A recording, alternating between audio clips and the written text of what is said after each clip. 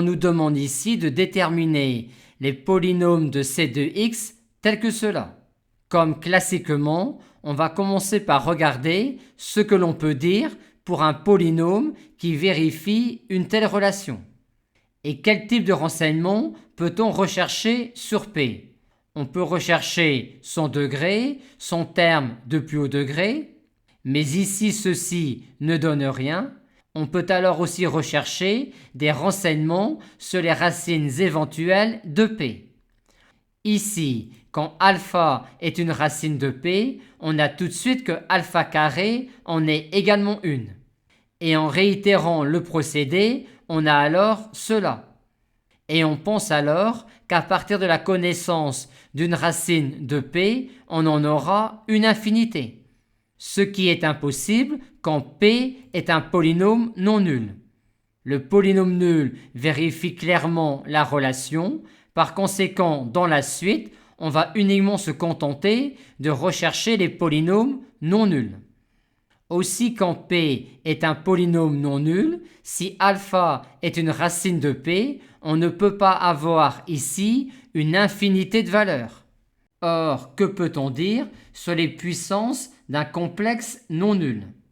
On a ici un morphisme de groupe aussi K1 s'il n'existe pas un entier relatif K non nul tel que alpha puissance K soit égal à 1, le noyau de ce morphisme de groupe-là ne contient que 0. Par conséquent, le morphisme de groupe est injectif et donc les puissances de alpha sont 2 à 2 distinctes. Et il ne faut donc surtout pas que l'on soit dans ce cas de figure-là pour une racine alpha non nulle de P. Par conséquent, si alpha est une racine non nulle de P, il doit exister un antinaturel R non nul tel que alpha puissance R égale 1. En d'autres termes, une racine non nulle de P doit absolument être une racine Rème de l'unité, donc en particulier être de module 1. Maintenant, quand alpha est racine de P, on a alors tout de suite que alpha moins 1 au carré est également racine de P. Aussi, en appliquant ce qui précède, on a que si alpha est une racine de P distincte de 1, alpha moins 1 doit aussi être de module 1. Par conséquent, si alpha est une racine de P non nulle et distincte de 1, on doit avoir module de alpha égale 1, c'est-à-dire le point M d'affixe alpha doit appartenir au cercle de centre 0 et de rayon 1, mais d'un autre côté, on doit également avoir module de alpha égale module de alpha moins 1, ce qui signifie que le point M d'affixe alpha appartient à la médiatrice du segment dont les extrémités sont les points d'affixe 0 et 1, ce qui revient à dire que la partie réelle de alpha égale 1/2.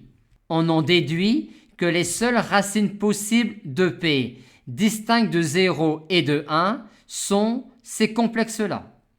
Mais ce complexe-là ne peut pas être racine de P, sinon il en serait de même pour son carré. Or, son carré, à savoir exponentielle 2pi sur 3, n'appartient pas aux racines éventuelles de P distinctes de 0 et 1. Par conséquent, ce complexe-là ne peut pas être racine de P. Et de même, avec ce complexe-là, on en déduit que les seules racines possibles de P sont 0 et 1. On va donc rechercher les polynômes non nuls qui satisfont à cette relation-là sous cette forme-là. Et on trouve tout de suite qu'un tel polynôme satisfait cette relation-là si et seulement si lambda égale 1 et alpha égale bêta.